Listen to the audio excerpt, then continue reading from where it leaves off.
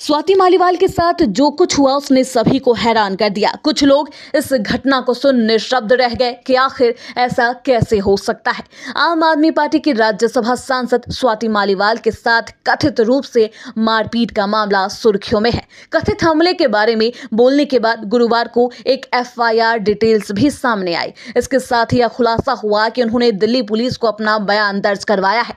FIR में पूरी details दी गई है कि उनके साथ अरविंद केजरीवाल के घर पर क्या क्या हुआ। स्वाति मालीवाल ने एफआईआर में कहा, मैं दिल्ली में मुख्यमंत्री अरविंद केजरीवाल से मिलने गई, उनके कैंप ऑफिस गई थी। ऑफिस जाने के बाद सीएम के पीएस विभव कुमार को फोन किया, लेकिन मुझसे संपर्क नहीं हो सका। फिर मैंने उसके मोबाइल नंबर व्हाट्सएप के जरिए एक मैसेज भेजा, हालांकि कोई जवाब नहीं आया। उसके बाद मैं घर के मुख्य दरवाजे से अंदर गई, जैसा कि मैं पिछले सालों से हमेशा करती आई हूँ। चूंकि विभव कुमार वहां मौजूद नहीं थे, इसलिए मैं घर के अंदर दाखिल हुई और वहां मौजूद कर्मचारियों को सूचित किया कि वो सीएम से मिलने के बारे में बता दे। मुझे बताया कि वो घर में मौजूद है और मुझसे ड्राइंग रूम में जाने के लिए कहा गया। मैं ड्राइंग रूम में जाकर सोफे पर बैठ गई और मिलने का इंतजार करने लगी। एक स्टाफ ने आकर मुझे बताया कि सीएम मुझसे मिलने आ रहे हैं। इतना कहने के बाद सीएम के पीएस विभव कुमार कमरे में घुस आए। वो बिना किसी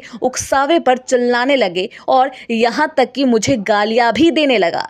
मैं इस अचानक घटना से स्तब्ध रह गई। मैंने उससे कहा कि वो मुझसे इस तरह बात करना बंद करे और सीएम को फोन करे। उसने कहा, तू कैसे हमारी बात नहीं मानेगी।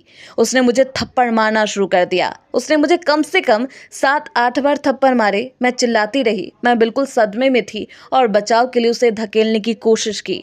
वो मुझ पर झपटा और बुरी तरह से मेरी शर्ट को ऊपर खींच लिया।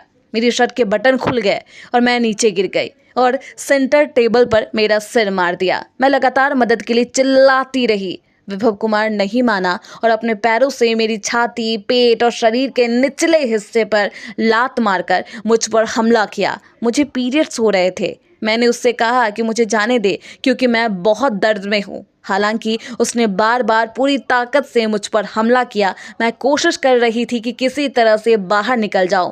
फिर मैं ड्राइंग रूम के सोफे पर बैठ गई और हमले के दौरान चश्मा नीचे गिर गया। इस हमले से मैं भयानक सदमे की स्थिति में थी। मुझे गहरा सदमा लगा और मैंने 112 नंबर पर फोन किया और घटना की सूचना दी।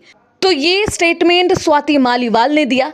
बता दें कि आज आम आदमी पार्टी के सांसद स्वाति मालीवाल अपने साथ मुख्यमंत्री अरविंद केजरीवाल के सहयोगी विभव कुमार द्वारा की गई कथित बदसलूकी के मामले में मजिस्ट्रेट के समक्ष बयान दर्ज कराने के लिए शुक्रवार को 30 हजारी अदालत भी पहुंची थी। अधिकारियों ने बताया कि मालीवाल दिल्ली पुलिस की एक टीम के साथ सुबह करीब 11 बजे अपने आवास से निकली।